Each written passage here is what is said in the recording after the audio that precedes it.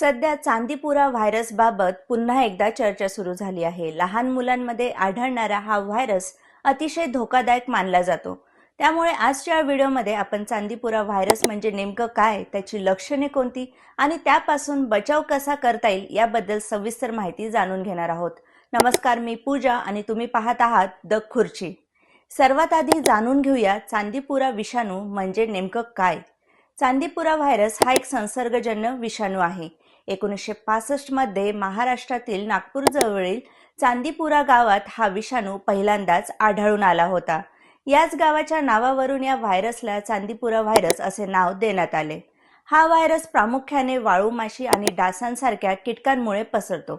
विशेषतः पावसाळ्याच्या काळात या विषाणूचा संसर्ग वाढण्याचा धोका जास्त असतो। लहान मुलांना या विषाणूचा संसर्ग होण्याची शक्यता अधिक असते। आता जाणून घेऊया या व्हायरसच्या सुरुवातीची लक्षणे कोणती आहेत। सुरुवातीला ताप येणे, तीव्र डोकेदुखी होणे, अंगदुखी जाणवणे, उलट्या होणे आणि अशक्तपणा जाणवणे ही लक्षणे दिसू शकतात। काही गंभीर लक्षणेही दिसू शकतात। यामध्ये बेशुद्ध पडणे, मेंदूला सूज येणे आणि श्वास घेण्यास त्रास होणे यांचा समावेश होतो।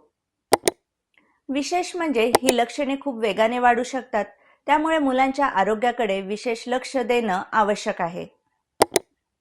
आता प्रश्न असा आहे की या विषाणूपासून बचाव कसा करायचा।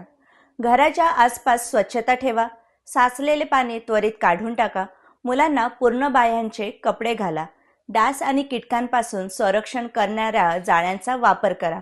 तसेच ताप किंवा इतर कोणतीही लक्षणे दिसल्यास लगेच डॉक्टरांचा सल्ला घ्या। आणखी एक महत्त्वाची गोष्ट म्हणजे या विषाणूवर कोणतेही विशिष्ट औषध उपलब्ध नाही। त्यामुळे वेळेत निदान करणे आणि योग्य उपचार घेणे अत्यंत गरजेचे आहे। ही माहिती तुम्हाला उपयुक्त वाटली असेल तर व्हिडिओला लाईक करा, जास्तीत जास्त लोकांपर्यंत शेअर करा आणि अशाच महत्त्वाच्या माहितीसाठी चॅनलला सबस्क्राइब करायला विसरू नका।